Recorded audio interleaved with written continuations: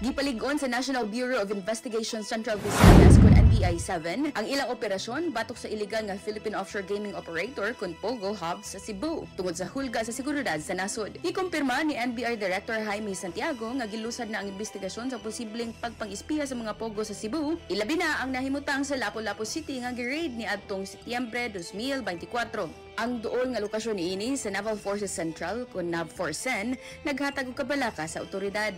Gisaysay usab niya ang Intelligence Service of the Armed Forces of the Philippines nangayo og tabang human makit-an ang way klarong naglutaw nga ekipo sa Bohol.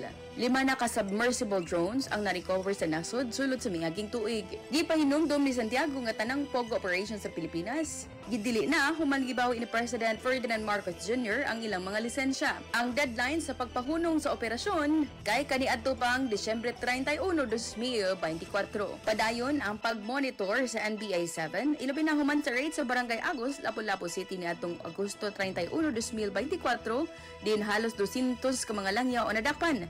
Lakip na ang mga taga-China, Malaysia, Indonesia, Taiwan ug Myanmar. 16 sa ilang mga dakpan ug usa ka Pilipino si Zandro Cantarona ang gipasakaan na og kaso sa qualified trafficking. Nagpadayon ang pagpaniid sa NBI-7 ubos sa posibleng POGO operations sa rehiyon. Alang sa IFM Balita sa buntag, kini si Idol Aiko. Di kapugngan sa paghatod sa nag-una ug lapas nga mga balita. Tatak RMN, tatak IFM Balita.